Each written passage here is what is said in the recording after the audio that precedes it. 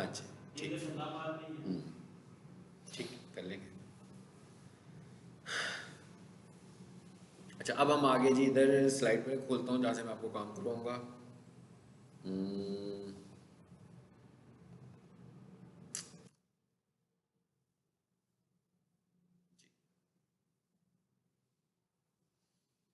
Title,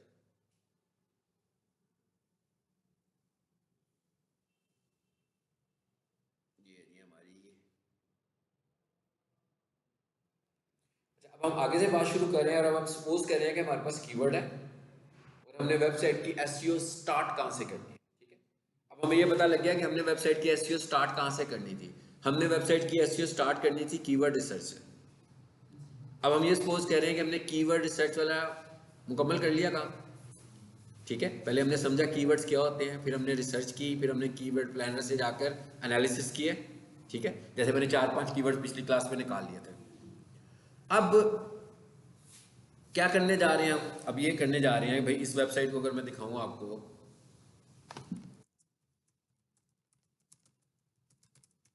ये मैंने लिखा प्रोफेशनल किचन इक्विपमेंट, ये कीवर्ड लिखा मैंने, ये ऊपर वेबसाइट आ गई। ठीक है,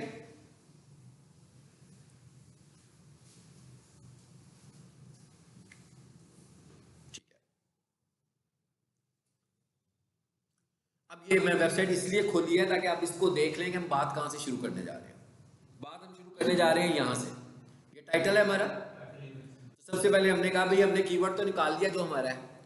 तो अब आपने जो कीवर्ड निकाला है, अब हम ये चाह रहे हैं कि उसको अब हमने कहाँ से लगाना शुरू करना है ऑन साइट में, अपनी वेबसाइट पर, टाइटल पर सबसे पहले। ठीक है, अब टाइटल पे इसको सेट करने के लिए जरा एक साइंस समझने जा रहे हैं।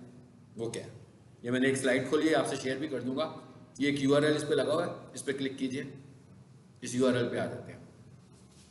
ये मुझे क्या बताएगा देखते हैं। ये फ्री टूल है, मतलब जो फ्री होगा मैं आपको बताऊंगा कि ये फ्री है।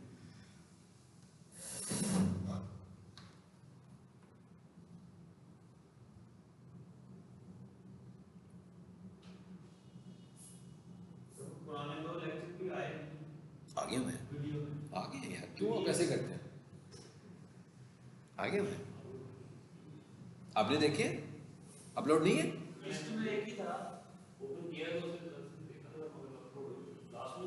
हुए हुए अपलोड, हुए हुए, दोनों अपलोड हुए हुए। अच्छा इधर आए, इधर मैं साथ खोल के देख भी लेता हूँ। ये आगे जी हम इस पे, ये एक वेबसाइट है totheweb.com। ठीक है, ये मैंने लिंक शेयर किया हुआ है, इसमें आप उस लिंक पे क्लिक करेंगे तो सीधे इसी पे आ जाएंगे। ये देखिए यहाँ पर आ क्या रहा है, कहता है भाई वेबसाइट बताओ मुझे।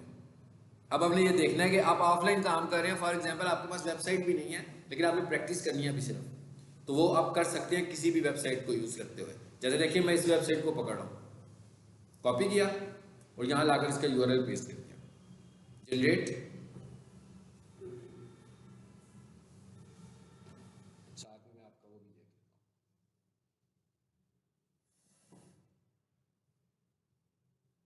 हूँ, जरा देखिए क्या है,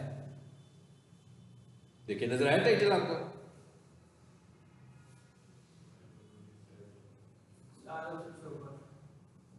आ गया ना टाइटल? मैं टाइटल दिखा रहा है, उसके साथ ग्रीन कलर में टिक भी लगा हुआ आ रहा है।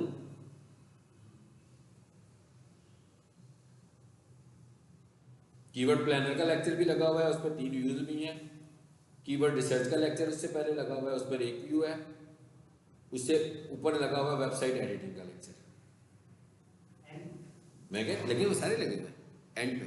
ठीक है, प्ले लिस्ट पे जाए ना आप अपनी। अच्छा अब यहाँ पर आगे जी हम पेज टाइटल ये दे दिया हुआ हमने। अब फॉर एग्जाम्पल आप अपनी वेबसाइट का पेज टाइटल बना रहे हैं, ये वाली वेबसाइट तो लाइव है ना, आप अपनी आपकी वेबसाइट तो लाइव ही नहीं है। तो हमने क्या किया, किसी की भी वेबसाइट को खोल के मैंने वहां पर अपना पेज टाइटल डिजाइन करके कॉपी करके अपनी ऑफलाइन वेबसाइट पे लगा दूंगा। समझ में आई बात? यानी हालांकि ये सपोज मैं कारपेट वॉशिंग वाले का बनाना चाह रहा हूँ, तो ये कारपेट वॉशिंग की वेबसाइट भी नहीं है। बिल्कुल लगा सकते, इधर से बनाए आप उसको खोल कर देखें, बल्कि अभी काम करेंगे इसी विंडो में इसको भी खोल लेंगे जो आप कह रहे हो। ठीक है, अच्छा अब यहाँ पर आ गए थे हमारे पास कीवर्ड। ये क्या कह रहा है आपको, कहता है page title is 432 pixels long. आगे ग्रीन कलर आ रहा है, कहते हैं फाइन। मैं क्या करता हूँ, मैं जरा ना यहाँ पर कुछ चीजें और ऐड कर रहा हूँ। आपको पता है ना टाइटल में ये कैरेक्टर्स यूज करते हैं, मैंने बताया हुआ आपको। यहाँ आके मैंने लिखा पिज्जा ओवन, सबको पता लग रहा है कि ये सेकेंडरी कीवर्ड्स की बात हो रही है। फिर यहाँ पर आकर मैंने लिखा बेकरी इक्विपमेंट। अब आप देखें जरा, रेड कलर हो गया। अब वो कहता है भाई ये तो लेंथ ज्यादा हो गई है। अब आपको अब ये देखिए कौन सी लेंथ है, नॉट लेंथ। शुरू में मैंने बताया था ना कि टाइटल 60 कैरेक्टर्स का होना चाहिए। ये कैरेक्टर्स की बात नहीं हो रही है, इसीलिए मैंने इस टूल को यूज किया। बेसिकली टाइटल की कैलकुलेशन दो तरीकों से है, एक इन कैरेक्टर्स और एक इन पिक्सेल्स। अब पिक्सेल्स का क्या मतलब है? पिक्सेल्स का ये मतलब है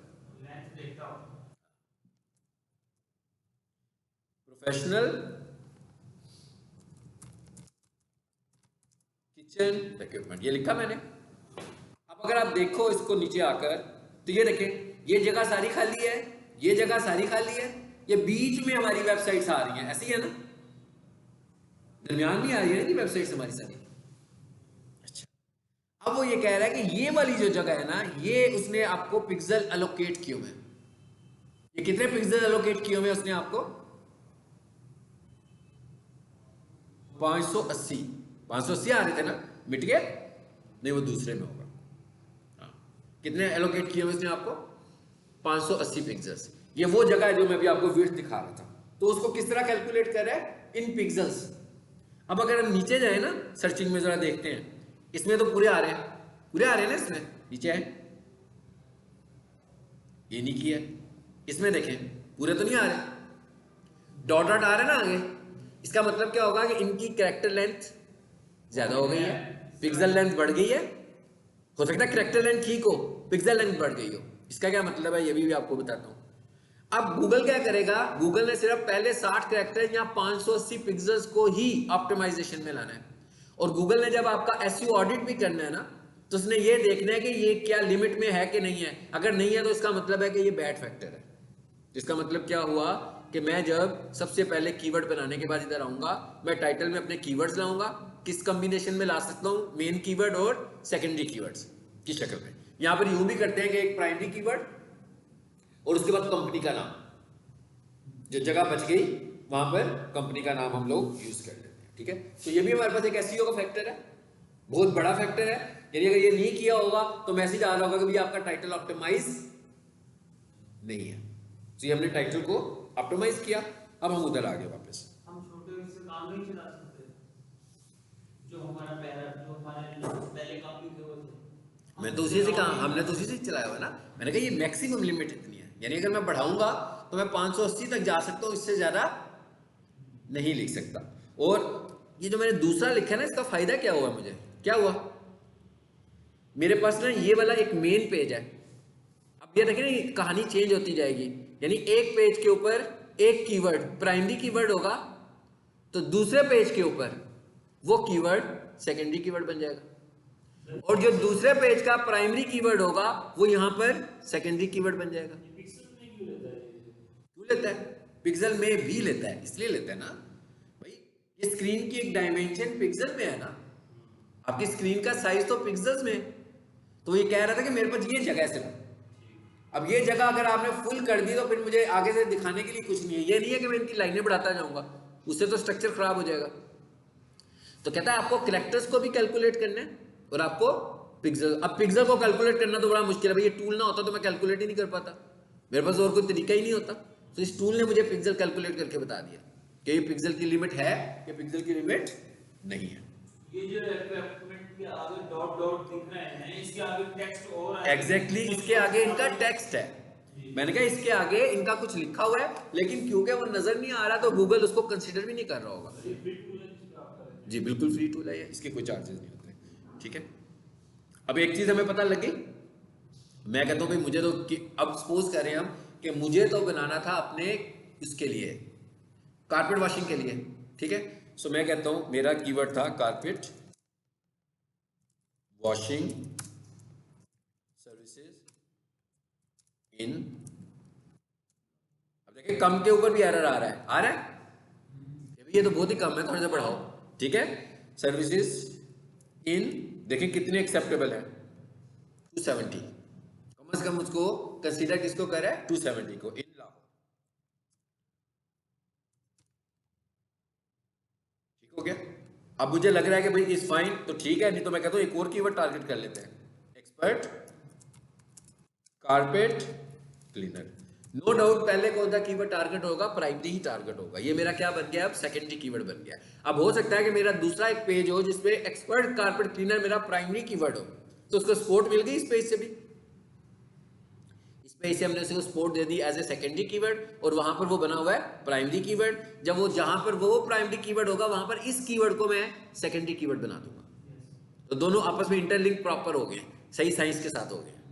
अच्छा, अब एक चीज और समझनी है आपने, ये देखिएगा जरा क्या है, एक्सपर्ट कारपेट क्लीनर कितने पिक्सल्स हैं, 529।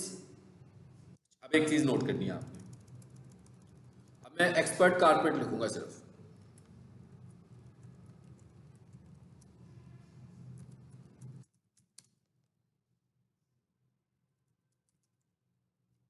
पिक्सल्स कितने हुए, पहले कितने थे, 529, कैपिटल में कर दिया भाई। कैपिटल बात ही ग्राफिक्स की हो रही है, जो कैपिटल की बात की तो क्या हुआ, जो स्मॉल लेटर्स है उसकी विड्थ भी कम थी, उसकी हाइट भी कम थी।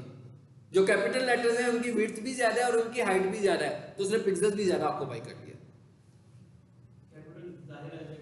लेकिन जब हम इन कैरेक्टर्स में बात करेंगे तो चाहे वो कैपिटल्स हो स्मॉल हो एक जैसे होंगे, लेकिन जब हम इन पिक्सल्स में बात करेंगे तो फर्क आ जाएगा, दोनों में फर्क आ जाएगा। ठीक है, ये साइंस समझ में आ गई आपको। इसका मतलब क्या होगा कि हमें कोशिश करनी चाहिए कि मोस्टली कैपिटल कैरेक्टर्स को यूज ना करें, क्योंकि फिर एक्स्ट्रा पिक्सल आपके कैलकुलेट हो जाते हैं।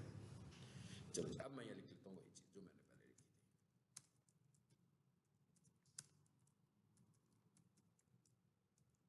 अच्छा, एक चीज और देखनी है आपने, वो क्या, आपने अपने कीवर्ड को रिपीट नहीं करना।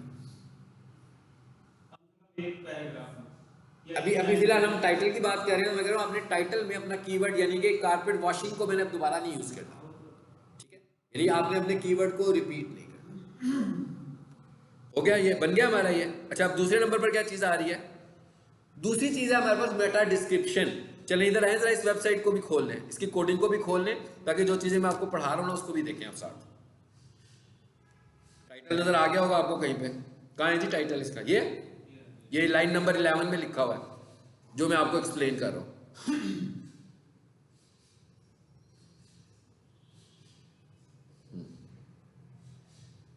यही है ना जो मैं आपको एक्सप्लेन कर रहा हूं। अब दूसरे नंबर पर क्या चीज आ रही है, मेटा डिस्क्रिप्शन। मैं क्या दूसरे नंबर पर क्या चीज आ रही है, मेटा डिस्क्रिप्शन। सबसे पहले तो हम ये समझ लेते हैं कि मेटा होता क्या है। मेटा का मतलब ये है कि कोई माइक्रो इंफॉर्मेशन। देखिए, आपके वेब पेज की जो मेन इंफॉर्मेशन है वो तो बॉडी में है, लेकिन आपके पेज की एक माइक्रो इंफॉर्मेशन है। वो किसको चाहिए, वो इंफॉर्मेशन चाहिए क्रॉलर को। क्रॉलर क्या है, जो आपकी वेबसाइट को रैंक करवा रहा है, गूगल को इंफॉर्मेशन देने लगा हुआ है, वो क्रॉलर है हमारा, दे रहा है उसको। ठीक है, सो क्रॉलर को हम ये बता रहे हैं कि भाई ये मेरा टाइटल है, और आप ये देखिए ये इंफॉर्मेशन हम कहां लिख रहे हैं, ये इंफॉर्मेशन हम हेड में लिख रहे हैं, बॉडी में नहीं लिख रहे हैं। यानी ये पेज का हिस्सा नहीं है। जब हम पेज खोलेंगे तो पेज की बॉडी में ये कुछ लिखा हुआ नजर नहीं आएगा। ठीक है, अच्छा, अब डिस्क्रिप्शन का टैग क्या, पहले ये समझ लें, हमने नहीं देखा था पहले, मैंने कहा था ये डायरेक्ट आपको बताऊंगा। क्या टैग है जी, meta name equal to description, double quotes, content equals to message. अच्छा, अब टाइटल मैसेज और डिस्क्रिप्शन मैसेज में फर्क क्या है, इन दोनों में क्या डिफरेंस है। आपका जो टाइटल मैसेज है वो कैसा होता है, टाइटल मैसेज आपका हेडलाइन है, और डिस्क्रिप्शन मैसेज आपका एक कंटेक्सचुअल सेंटेंस है, जिनके कॉन्टेक्स्ट की शक्ल में लिखा हुआ सेंटेंस है। मतलब कीवर्ड वहां पर भी मैं यूज करूंगा, लेकिन मैं मैसेज के तौर पर लिखूंगा। जैसे हम किसी चीज को समराइज कर रहे होते हैं, उस तरह जो आपने मैसेज देना है वो आपने डिस्क्रिप्शन में देना है। 60 कैरेक्टर्स हम टाइटल में लिख रहे थे, 160 कैरेक्टर्स हम मेटा में लिखे। 580 हम टाइटल में पिक्सल कैलकुलेट कर रहे थे, 920 की लिमिट यहां पर है। यानी मेटा डिस्क्रिप्शन की लेंथ इन कैरेक्टर्स 160 है और मेटा डिस्क्रिप्शन की लेंथ इन पिक्सेल्स 920 पिक्सल है। लेकिन यहाँ पर इंपॉर्टेंट बात क्या है कि हमारा जो मैसेज आएगा वो किस तरह आएगा, एक सेंटेंस की शक्ल में आएगा। वो एक सेंटेंस भी हो सकता है और दो भी हो सकते हैं। लिमिट क्या है, 160 कैरेक्टर्स या 920 पिक्सेल्स। टैग क्या है, मेटा, स्क्रीन पर आपको नजर आ रहा है, ये टैग है। सर ये डिस्प्ले लाइव कहाँ पे दिखाया गया है? जस्ट ऐसे इंफॉर्मेशन अभी बात करते इतने को देखे ना, फिर आगे जाता हूँ, मैं बताता हूँ। ये है meta name equals to description, content equals to double quotation mark के अंदर मेरा कॉन्टेक्सचुअल मैसेज आ रहा है। इस मैसेज के अंदर मैंने अपने कीवर्ड और प्राइमरी कीवर्ड का इस्तेमाल, प्राइमरी कीवर्ड और सेकेंडरी कीवर्ड का इस्तेमाल करना है, इस मैसेज के अंदर इस्तेमाल करना है। ठीक है, अब आ जाते हैं इधर वापस, इधर आगे। मिसाल के तौर पर हम कहते हैं कि भाई इसका नाम है भाई Hasan, carpet washing services is best in Lahore. अच्छा, अब ये पाकिस्तान को टारगेट नहीं कर रहा, इसलिए हमने सिर्फ लाहौर लिखा, क्योंकि इसकी टेरिटरी लाहौर है, लाहौर से बाहर नहीं निकलता। ठीक है, मैंने लिखा हसन कारपेट वॉशिंग सर्विसेज, तो कारपेट वॉशिंग सर्विसेज आ गया ना, कारपेट वॉशिंग सर्विसेज आ गया कीवर्ड में। अच्छा, आगे मैंने क्या लिखा,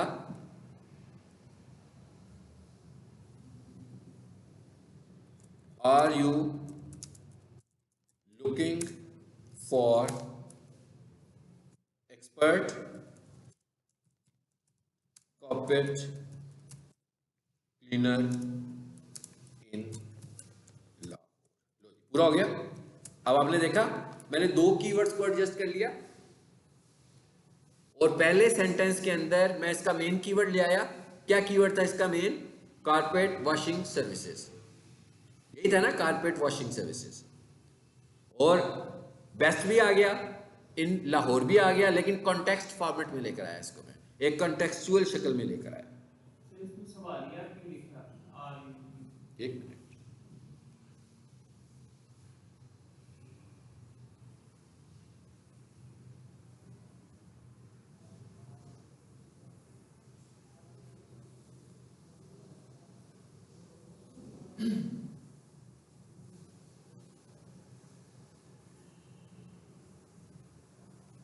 जी कहाँ लिखा जी मैंने, क्या कह रहे हो? ये आर यू लुकिंग मैसेज क्यों भैया, क्या आप ढूंढ रहे हैं किसी एक्सपर्ट कारपेट क्लीनर को? देखे हमारी वेबसाइट्स हेल्पफुल कंटेंट की शक्ल में नजर आए, तो हम हेल्पफुल कंटेंट से दिखा रहे हैं कि भैया आप क्या ढूंढने लगे हुए हैं उसको, तो हम हाजिर हैं आपकी खिदमत में। यानी मैसेज हमने इस तरीके से बनाया है। और आगे मैंने एक क्वेश्चन मार्क भी लगा दिया कि क्वेश्चन है, और अभी मेरे पास 603 हुए हैं, मैंने आपको 920 का है। तो अब अगर मैं चाहूं तो आगे वैसे ही कोई अपनी क्या लिख सकता हूं, अगर मुझसे लिखा जाता है तो मैट्रेस वॉशिंग, अभी भी मेरे पास स्पेस है ना, मैं चाहता तो यहां पर अपनी कंपनी का नाम लिख सकता था। एक minute, rugs and mattress washing service होगी। ये मैंने अभी बाकी के कीवर्ड्स भी एडजस्ट कर दिए इसमें, जो बाकी के सेकेंडरी कीवर्ड्स भी हैं। हमने कोशिश करनी है कि मैक्सिमम हम कितना मटेरियल एडजस्ट कर सकते हैं। तो हमने दो चीजें डिफाइन बना ली अपनी, पहले हमने कीवर्ड्स निकाल लेते, तो उन्हीं कीवर्ड्स को मैंने एडजस्ट किया बीच में। मैं सोफा वॉशिंग भी कर सकता हूँ, अगर हम कल वाली एफर्ट को आगे लेकर चलना जाते तो मैं कह देता भाई सोफा क्लीनिंग सर्विसेज, जैसे ये लिखा हुआ है ना रग्स एंड, तो मैं यूं भी कर सकता हूँ, रग्स नहीं लिखता क्योंकि रग्स के ऊपर मैंने आपको कल एफर्ट नहीं थी थोड़ा, तो मैं कहता हूँ यहाँ था हमारा सोफा क्लीनिंग,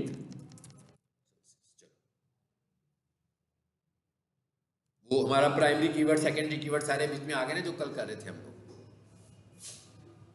अब ये बन तो गया हमारे पास, यहां से उसने मैंने निकाल कर दे दिया कि ये ठीक है आपके लिए, क्योंकि इसमें पिक्सल भी कैलकुलेटेड है, कैरेक्टर्स भी कैलकुलेटेड है। अब मुझे इसको लेकर जाना है अपने कोड में, तो मैं क्या करूंगा भाई, इसको पहले कॉपी करते हैं। अब ये रियल प्रैक्टिस कराने लगोगे, करेंगे क्या हम लोग, हम इधर से आते हैं भाई, इधर आ जाओ। फॉर एग्जाम्पल मैं कहता हूँ ये मेरे पास सोफा वॉशिंग पड़ी है, एग्जाम्पल की बात हो रही है, ये इस पर राइट क्लिक करो, नोटपैड में जाओ,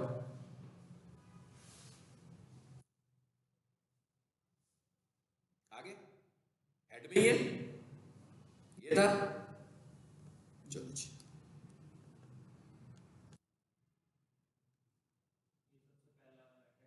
लो जी, मैंने टाइटल लगा दिया। अच्छा, उसके बाद हमने मेटा डिस्क्रिप्शन बनाई थी, ये मेटा का टैग लगा हुआ है ना, अगर नहीं लगा होगा तो मैं खुद टाइप करूंगा, meta name equals to description content equals to, इसको भी मिटा दे,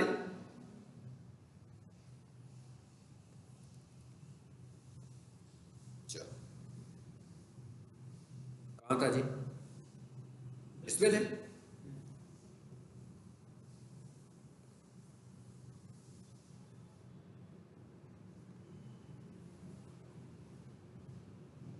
देखें मैंने ऑनलाइन किसी भी वेबसाइट से हेल्प, अब देखें मैंने खोली कौन सी वेबसाइट थी, प्रोफेशनल किचन इक्विपमेंट, लेकिन मैंने उसको इस्तेमाल अपने मकसद के लिए किया, मैंने कहा ये एक टूल है बस, मैंने, आप समझ लो कि मैंने वेबसाइट का यूज बिल्कुल नहीं किया, मैंने उसके टूल का इस्तेमाल किया कि भाई मैंने टूल इस्तेमाल करना था तो मुझे किसी लाइव वेबसाइट की जरूरत थी, तो इसलिए मैंने वो वाली वेबसाइट को इस्तेमाल कर लिया।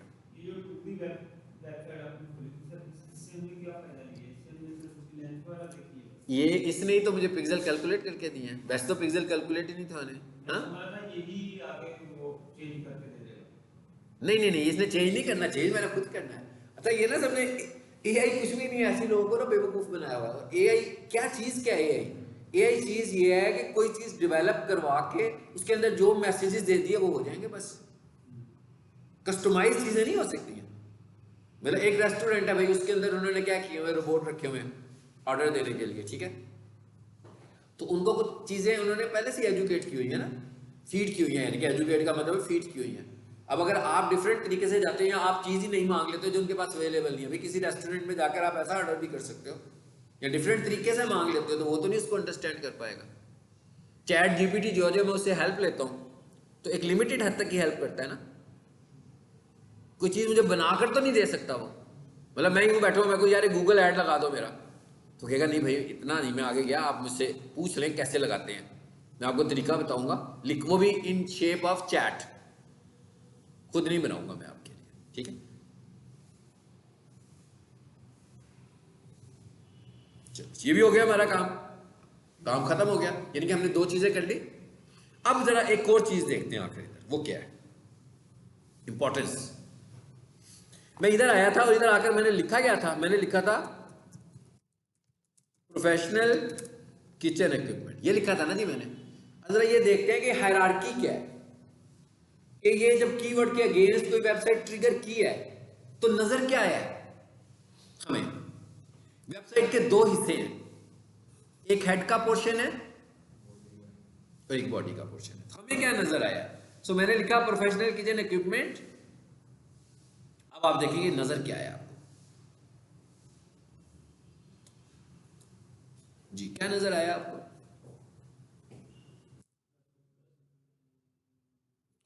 हमें नजर आया वेबसाइट का यूआरएल, ऐसे ही है, पहले नहीं था, नहीं पहले भी था, पहले भी था, पहले भी था, ये डोमेन आ रही है ऊपर, ठीक है। उसके बाद वेबसाइट का यूआरएल नजर आया, उसके नीचे हमें वेबसाइट का टाइटल नजर आया। अच्छा तीसरे नंबर पर हमें नजर आया ये डिस्क्रिप्शन। अच्छा ये डिस्क्रिप्शन नहीं है, नहीं है, ये तो लिखी हुई है इसमें, आपने नोट किया था ना, उसमें तो दस्तगीर इंजीनियरिंग लिखा हुआ था। It is a latest update, मैं कहा ये एक लेटेस्ट अपडेट है। अब गूगल हमें यही कह रहा है, कहता है कि अब मैं फिक्स चीजों पर नहीं जाऊंगा, कहता है मैं फिक्स चीजों पर नहीं जाऊंगा, अब मैं डिस्क्रिप्शन कैसे दिखाऊंगा, ये गूगल की मर्जी है। पहले क्या था, पहले जैसे टाइटल फिक्स है ना, अभी तक टाइटल फिक्स है, फिक्स अंडरस्टूड है कि टाइटल में टाइटल ही आएगा। अभी एक महीना पहले तक डिस्क्रिप्शन में डिस्क्रिप्शन ही आती थी, अब उसने चेंज कर दिया अपना, उसने अपनी हायरार्की चेंज कर दी। नहीं अब ये मुख्तलिफ जगहों से पिक कर रहा है वो, मैं क्या वो मुख्तलिफ, पहले वो हमेशा डिस्क्रिप्शन डिस्क्रिप्शन से पिक करता था। अब उसने कहा कि भैया मैं जो डिस्क्रिप्शन उठाऊंगा ना, मैं यूजर की इंटेंट पर आपकी वेबसाइट से रिलेट करता हुआ मैसेज उठाऊंगा। यानी उसने जो लिखा ना प्रोफेशनल किचन इक्विपमेंट, तो देखिए यहां पर क्या लिखा हुआ गया, प्रोफेशनल किचन में उसने कहा our range of equipment spans from gas burners, fryers, उसने कहा ये प्रोफेशनल किचन में ये चीजें आ रही हैं आपकी, ताकि वो जिस बंदे ने क्यूरी किया है, इसी को बाउंस रेट कहते हैं ना, मतलब यहां पर क्यूरी कुछ और कर रहा है, वो हर दफा दस्तगीर इंजीनियरिंग प्रोवाइड दिस आ जाएगा, तो वो कहेगा ये क्या है यार, मैंने तो कुछ पूछा था, मुझे तो वो जो चीज़ पूछी थी मुझे मिली नहीं।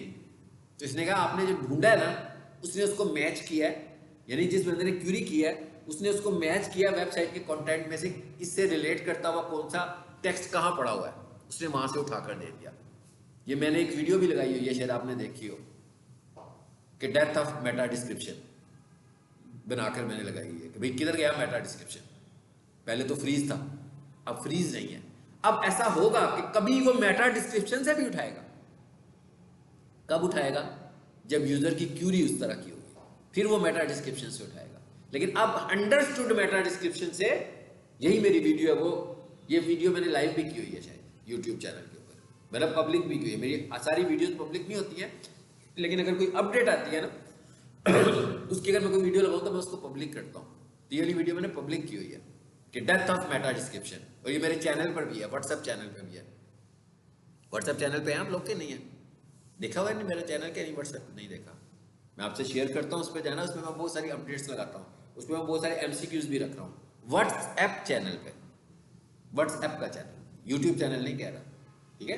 व्हाट्सएप चैनल, मैं आपको लिंक भेजूंगा, उस पर जाइएगा, देखिएगा उसमें कितना मटीरियल पड़ा हुआ है। वो मैं रेगुलर बेसिस पर उस पर MCQs भी ऐड करने लगा हूँ, और चीज़ें भी ऐड करता हूँ। तो और क्या चीज़ आई यहाँ पर, यानी URL, title, description from Meta और फ्रॉम बॉडी। अब उसने कहा मेटा में से भी लूंगा, यहाँ बॉडी में से भी लूंगा कहीं। अब ये वाली जो डिस्क्रिप्शन आ रही है ना, ये बॉडी में से आ रही है, देखिए कहाँ से आ रही है, अभी पता लग जाता है ये कहाँ से उठाया उसने। ये देखिएगा जरा मैं क्या करने लगा, Ctrl+C, देखिए कहाँ से उठाई है उसने, Ctrl+F, Ctrl+V, पता लगा कहाँ से उठाई है। यानी उसने क्या कहा, कहता है कि जिसने क्यूरी किया ना, उससे रिलेट करता हुआ आंसर उसने निकाल कर दिया। जैसे हम लोग किताबें पढ़ते होते थे तो पीछे से एक्सरसाइज देख के तो टॉपिक में से आंसर्स को अंडरलाइन कर लेते थे ना, तो उसने मेरी वेबसाइट के कंटेंट में से आंसर निकाला है जो मैच कर रहा है उसकी क्यूरी के साथ।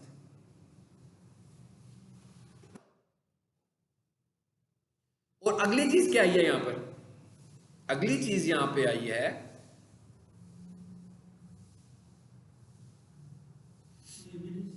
किधर गई ये तस्वीर।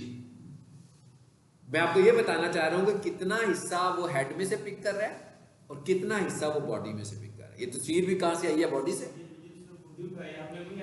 नहीं है, हाँ ये भी उसने खुद पिक किया, ठीक है। तो अब उसने, इसका मतलब क्या हुआ कि सर्च क्यूरी में से जो रिजल्ट्स आए हैं उसमें से टाइटल कहां से आया, हेड से। मेटा भी आता होता था पहले हेड से, अब नहीं आ रहा, अब नहीं आ रहा, अब डिपेंड करता है गूगल के ऊपर।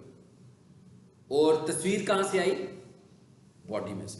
इसका मतलब क्या हुआ कि अब मोस्टली चीजें वो कंटेंट में से भी निकालने लगा हुआ है। अब हमें ये पता लग गया कि इसने कंटेंट कहां से लिया, कि टाइटल उसने पिक किया हेड में से, मेटा वो पिक करेगा या हेड में से या बॉडी में से, और तस्वीर पिक करेगा अंडरस्टूड बॉडी में से। है ये जो तस्वीर है, इसका हमने कोई उसको टैग या कोई भी नहीं, हमने ऐसे तो नहीं पूरी यार, वो जो हमने पढ़ी थी इमेज एसईओ पढ़ी थी, याद है ना। अगर सारी इमेज एसईओ अप्लाई हुई है तभी आया, अगर इमेज एसईओ अप्लाई ना हुई होती तो ना।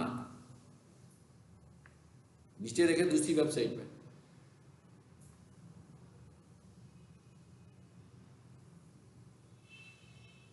ये थी एक। इस सब अब देखोगे ना तो आपको फील होगा कि डिस्क्रिप्शन में से बहुत कम चीजों को उठाने लगा हुआ है, वो ज्यादा चीजें वो कहां से उठा रहा है, और डिस्क्रिप्शन में भी उसने जो कीवर्ड है उसको बोल्ड करके रखा हुआ है। बोल्ड करके दिखाएगा, आपका जो कीवर्ड होगा ना उसको हाईलाइट करेगा, ताकि यूजर को लगे कि भाई मैं जहां पर पहुंचूं सही जगह पहुंच गया हूं। ठीक है, क्लियर हो गई जी, समझ आ गई बात। तो ये थे हमारे दो फैक्टर्स जो हमने डिस्कस किए हैं आज। तीसरे नंबर पर एक फैक्टर है, उसे डिस्कस करने से पहले एक डिस्कशन कर लेते हैं और उसको अगली क्लास में डिस्कस करेंगे, एंड दैट इज कैनोनिकल। अब कैनोनिकल क्या होता है? कैनोनिकल को समझने से पहले हम ये देखते हैं कि what is the concept of duplication. Duplication का क्या कॉन्सेप्ट है? एक हमारी वेबसाइट है, एक हमारी वेबसाइट का कंटेंट है, दो चीजें। एक वेबसाइट की टेम्पलेट है और एक वेबसाइट का कंटेंट है, मतलब मैसेज, और एक डिजाइन। डिजाइन के ऊपर कोई डुप्लीकेशन वायलेशन नहीं है, मतलब एक डिजाइन 500 वेबसाइट्स का भी हो सकता है। ऑनर आपको कह दे कि भाई आपने मेरा डिजाइन एग्जैक्टली लगा लिया, इसको कलर चलर ही चेंज कर लो, कह सकता है वो, लेकिन कोई रिपोर्ट नहीं कर सकता उसके ऊपर, वेबसाइट डिजाइन के ऊपर। लेकिन अगर आपने किसी की वेबसाइट का कंटेंट पिक कर लिया तो वो वेबसाइट रैंक ही नहीं होगी, वो गूगल उसे क्राउल नहीं करेगा। डुप्लीकेट कंटेंट को गूगल क्राउल नहीं करता। ये तो हुआ दूसरों की बात। अब हम ये कहते हैं कि भाई हमारी वेबसाइट है, हमारी वेबसाइट पर सारा कंटेंट हमारा है। हमारी ही दो वेबसाइट है? नहीं, एक ही वेबसाइट है, मतलब उसमें सारा कंटेंट हमारा कैसे है कि जो कुछ मैंने होम पेज पे लिखा हुआ है उन्हीं में से, जैसे मैं कमर्शियल किचन सेल कर रहा हूँ, तो इसका मतलब क्या हुआ, कमर्शियल किचन सेल करने के मतलब कुछ चीज़ें होम पेज पे भी होंगी, फिर मैंने एक कमर्शियल किचन का पेज भी बनाया हुआ है, उसके ऊपर भी कुछ कंटेंट हमारा पड़ा हुआ है। तो क्या हुआ, वही वाला कंटेंट जो होम पेज पर है वो कमर्शियल किचन के पेज पर भी आ गया। एक ही वेबसाइट के दो पेजेस हैं, एक होम पेज है, एक कमर्शियल किचन का पेज है। अब गूगल क्या कहता है? गूगल कहता है भाई मेरा क्राउलर जब आएगा तो कीवर्ड्स उसको कमर्शियल किचन पे भी नजर आएगा, कंटेंट भी नजर आएगा, और कंटेंट और कीवर्ड उसको होम पेज पे भी नजर आएगा। अब गूगल क्या समझे कि इसमें से असल कौन सा है और कॉपी कौन सा है? ये बताने के लिए कि असल कौन सा है और कॉपी कौन सा है, हम इस्तेमाल करते हैं कैनोनिकल टैग। समझ आई बात नहीं कि भाई ये असल है, यानी कि क्राउलर को ये कह रहे हैं कि भाई ये दो कंटेंट्स हैं मेरी पूरी वेबसाइट पर, इसमें से आपने एक को क्राउल करना है, दूसरे को ना करना, क्योंकि अगर वो दोनों को क्राउल करेगा तो कॉन्फ्लिक्ट तो मेरी अपनी वेबसाइट पर ही आ गया कि भाई किसको उसने रैंक करना है, ए को के बी को। तो हम उसे क्या कह रहे हैं कि भाई जब आप कॉपी पर आओ तो इसका क्या मतलब होगा कि उसको रैंक नहीं करना मैंने, तो उसको देखो, और जब तुम क्राउल कर रहे हो और मेरी कॉपी पर आओ तो मूव करके दूसरे पर चले जाओ, क्राउलिंग के लिए, रैंकिंग के लिए, इंडेक्सिंग के लिए। सो ये क्या है? ये है कैनोनिकल पार्ट वेबसाइट का। ये हम अगली क्लास में पढ़ेंगे और एक दोबारा इसको हम डिस्कस करेंगे, लेकिन एक कॉन्सेप्ट इसमें और भी है। वो क्या है? वो ये कॉन्सेप्ट है, देखिए ये जरा समझना आपने क्या है जी। ये वेबसाइट आ रही है ऊपर, वेबसाइट का नाम आ रहा है ना, प्रोफेशनल किचन इक्विपमेंट .dckitchen.org, आ रही है ना? इसका मतलब क्या हुआ कि ये वेबसाइट इस URL से खुलती है। सिंपल बात है, ये तो कोई मुश्किल बात नहीं है, ऐसे ही है। ओके, अब मैंने क्या किया, जरा मैं काम करता हूं। अब जरा जूम छोटा करें जी। अब मैं होम के बटन पे क्लिक करूं, देखिए अब क्या होता है। अब URL देखिए क्या हुआ, URL चेंज हुआ कि नहीं हुआ? URL में लिखा हुआ आ गया है, मैग्नीफायर खोल के दिखाऊं आपको, फ्री बैठ जाया करें आप, 3-4 तो लोग हो। अब खैर खत्म होगी ना क्लास में, नेक्स्ट टाइम से ना आप लोग फ्री बैठ जाया करो ताकि आपको नजर जल्दी आ जाया करे ना।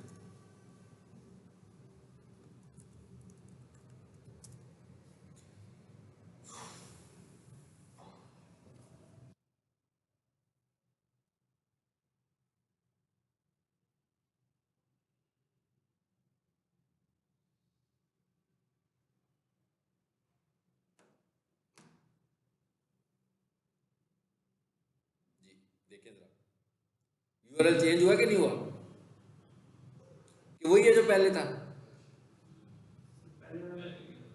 पहले क्या था? अच्छा, पहले ये था। वो आज नहीं था पहले तो। ये था ना। अब मैंने क्या किया, मैंने होम के पेज पे क्लिक किया, एड्रेस तो यही है ना, ये वो भी तो होम पेज ही है जो खुला हुआ है पहले, फिर मैंने होम पे क्लिक किया, फिर क्या हो गया, नीचे से तो कोई चेंज नहीं हुआ, पेज तो वही है अभी भी। पहले भी वही पेज खुला, अभी भी वही पेज खुला। तो हमें क्या लग रहा है? हमें ये लग रहा है कि भाई एक ही पेज को खोलने के लिए दो एड्रेस है, ऐसे ही लग रहा है ना। तो जब हम कैनोनिकल के कॉन्सेप्ट को देखें तो फिर यहां पर वही मसला यहां पर भी आ रहा है कि नहीं आ रहा? यानी कि क्राउलर फिर कंफ्यूज होगा कि नहीं होगा? यानी dckitchen.org होम पेज खुल रहा है, dckitchen.org/index.html फिर भी होम पेज खुल रहा है। इसका मतलब क्या हुआ कि ये डुप्लीकेशन यहां पर भी, हालांकि ये डुप्लीकेशन नहीं है, अगर हम देखें तो ये डुप्लीकेशन नहीं है, मगर क्राउलर को तो नहीं पता कि ये डुप्लीकेशन है कि नहीं है। उसके नजदीक तो ये डुप्लीकेशन बन गई है कि भाई एक ही पेज दो यूआरएल से क्यों खुल रहा है। इसका मतलब क्या हुआ कि इस सूरत में भी हमें गूगल को बताना पड़ेगा कि भाई ये दो यूआरएल हैं, इनमें से एक असल है और एक कॉपी है। बेसिकली होता क्या है कि आपकी जो वेबसाइट जब अपलोड होती है ऑनलाइन, तो मैंने आपको शुरू में बताया था कि index.html की जो फाइल बनी होती है, या index.php की जो फाइल बनी होती है, या default.php की जो फाइल बनी होती है, वो ऑटोमेटिकली आपका होम पेज बन जाती है ऑटोमेटिकली। यानी ये होस्टिंग उसे खुद ही बना देती है, लिखने की जरूरत नहीं पड़ती। लेकिन एक्चुअली तो दो यूआरएल है ना। तो इस सूरत में भी हमें कैनोनिकल लगाना पड़ता है। हमें कहना पड़ता है कि भाई ये जो index.html है ना, ये बेसिकली कॉपी है, असल कौन सी है? dckitchen.org। ये इंशाल्लाह अगले क्लास में कैनोनिकल का टॉपिक पढ़ेंगे। मैंने थोड़ा सा आपको इसलिए बताया कि जब आप दोबारा मैं पढ़ाऊंगा तो फिर आपको और क्लियर हो जाएगा, मैंने कहा पहली बारी में आपको समझ नहीं आना था, मैंने उसका थोड़ा सा इंट्रो दिया। जब मैं अगली दफा पढ़ाऊंगा तो आपको समझ में आएगा कि कैनोनिकल है क्या। बेसिकली कैनोनिकल क्या है कि हम अपनी साइट के अंदर से डुप्लीकेशन को आइडेंटिफाई करके बता देते हैं कि ये ओरिजिनल है, ये कॉपी है। और अभी आप ये देख रहे हैं कि ये वाली जो बात मैंने बताई है, अब कोई बंदा ये कह सकता है कि भाई डुप्लीकेशन, मैंने तो कंटेंट खुद लिखवाना है तो मैं डुप्लीकेशन नहीं करवाऊंगा। तो डुप्लीकेशन तो रोक लेगा, इस चीज को तो नहीं रोक सकता। ये तो हर वेबसाइट की प्रॉपर्टी है, यानी कि ये तो हर वेबसाइट के अंदर ऐसे ही होना है कि इंडेक्स से भी खुलना है और यूआरएल से भी खुलना है। तो इसका मतलब क्या हुआ कि ये एक कैनोनिकल है जो हर हालत में हर वेबसाइट पे लगना है। तो जब मैं एसईओ चेक करूंगा, जब मैं एसईओ चेक करूंगा तो मुझे बताएगा कि भाई आपने कैनोनिकल लगाया है कि नहीं लगाया। और वो कौन से कैनोनिकल को चेक करता है? इस कैनोनिकल को चेक करता है। इसका हमें अंदर डाटा कोडिंग में कुछ चेंजिंग करनी है, वो अगली दफा करेंगे। अभी मैंने आपको सिर्फ इसका कॉन्सेप्ट दिया कि what is the concept of canonical.